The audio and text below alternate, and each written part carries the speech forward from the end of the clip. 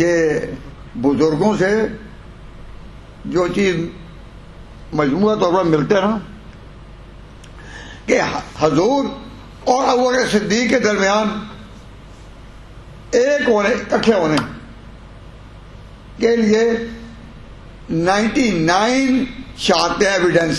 99 ساتھ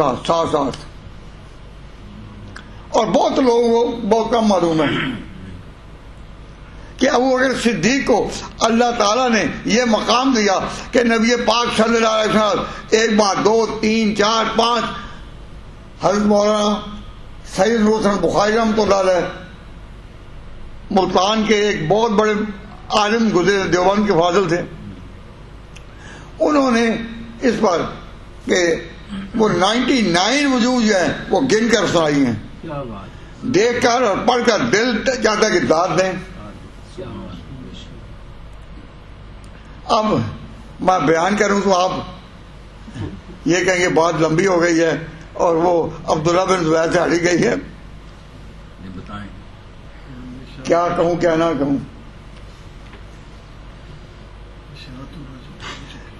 لیکن اگر آپ ذرا غور کریں اور توجہ سنیں تو میں بات کہہ دوں گا اپنی طرف سے بہت چھوٹی کر کے.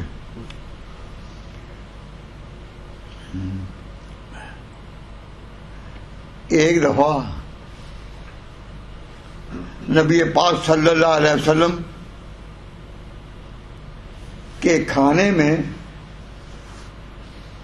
ایک یہودیہ عورت نے زہر ملا لیا تھا. بغیر ڈیٹیل ہی کہتا ہوں, حضور اکرم صلی اللہ علیہ وسلم کے کھانے میں ایک یہودیہ نے زہر ملا دیا اور نبی پاک صلی اللہ علیہ وسلم کو اللہ تبارک و تعالی جل شانہ نے اس پر اطلاع دے دی. اور اطلاع کب دی؟ جب آپ کھا چکے تھے. یعنی اس وقت اطلاع ہونی کہ نہ کھائیں وہ تو ایک معجزہ ہوگا کہ اللہ نے بتا دیا. لیکن یہاں آپ اس کو کھا چکے. اب ذرا تھوڑا سا تصور کریں, خیال کریں کہ اگر حضور شہید ہو جاتے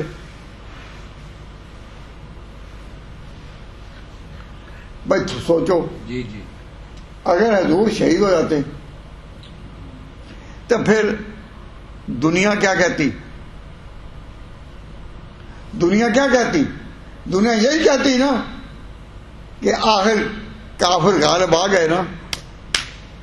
اللہ نے جو کہا تھا قرآن میں واللہ یعصمک من الناس, اللہ تجھے بچائے گا, لوگوں سے بچائے گا. واللہ یعصمک من الناس, اللہ بچائے گا. تو اگر آپ اس زہر کے اثر سے شہید ہو جاتے تو اللہ تعالیٰ کے ہاں تو آپ مظلوم اور شہید ہیں. لیکن دنیا کیا کہتی؟ دنیا یہی کہتی نا کہ دیکھا نا آخر دنیا والے جو غالب آ گئے نا, کہتی ہے نا. تو اللہ تبارک و تعالیٰ جل شانہ نے جب نبی پاک صلی اللہ علیہ وسلم کو متنبع کر دیا تو ساتھ ہی حکمت خدا بندی یہ جاری ہوئی کہ اس زہر نے اثر نہیں کرنا. زہر کھایا گیا اور زہر نے اثر نہیں کرنا. اب شان تو یہی ہے نا کہ یہ پتہ چل گیا, آپ نے کہہ بھی دیا کہ اس میں کھانے میں زہر تھا, آپ نے بات چھپائی نہیں, سب کے سامنے بات آئی. لیکن خدا کا تکوینی حکم یہ ہوا. تکوینی کا معنی کہ ڈیوائن اللہ تعالی کی طرف سے وہاں سے پیدا ہوا کہ زہر نے اثر نہیں کرنا.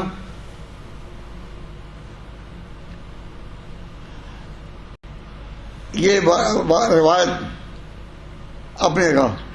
اب ایک بات کہتا ہوں کہ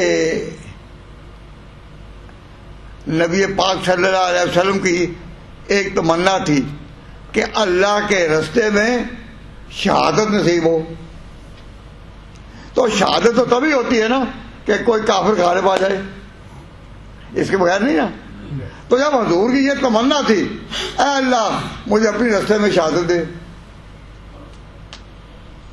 تو اگر شہادت دے تو ظاہری طور پر تو یہ بات ہوتی ہے نا کہ وہ کافر غالب آ ہی گیا نا آخر. اب ایک روایت سنو، آگے پھر چلتے ہیں کہ نبی پاک صلی اللہ علیہ وسلم کا جب آخری وقت تھا تو آپ نے فرمایا اس وقت آپ ام المومنین عائشہ صدیقہ کے حجرہ میں تھے کہ عائشہ ذرا ہوش سے سنیں، عائشہ وہ زہر جو یہودیہ نے میرے کھانے میں ملایا تھا وہ میرے بدن میں تاثیر کر رہا ہے. میں محسوس کر رہا ہوں کہ میرے اندر وہ زہر اتر رہا ہے. وہی جو اللہ تعالیٰ نے اس زہر کی تاثیر روکی تھی وہ روکی تھی تاکہ اس وقت پیغمبر مغلوب نہ ہو، دنیا یہ نہ کہے کہ آخر وہی چھا گیا نا دنیا والے پیغمبر کو شہید کر دیا نا. تو اللہ نے اس کی تاثیر روک لی تھی. لیکن عائشہ مجھے محسوس ہو رہا ہے کہ وہ زہر آ رہا ہے. اب جب حضور کی وفات ہوئی تو حضور کو وہ مقام شہادت جو آپ کی تمنا تھی کہ یا اللہ مجھے شہادت کا مقام، اللہ نے شہادت کا مقام بھی دے دیا اور ایسا حال نہیں ہوا کہ کافر کہہ سکے کہ ہم نے مار دیا. تو اس حدیث کی بھی مطابقت ہو گئی کہ یا اللہ اپنی راہ میں شہادت دے، اور اللہ نے شہادت دی اور شان کی دی کہ کافر کہہ نہ سکے ہاں کہ ہم غالب آئے یا نہیں.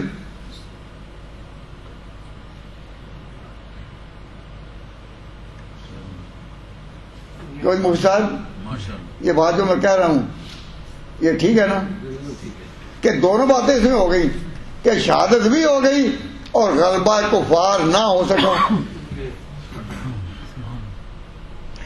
یہ بات یہ کس کی میں کہہ رہا ہوں، کس کی وفات کی؟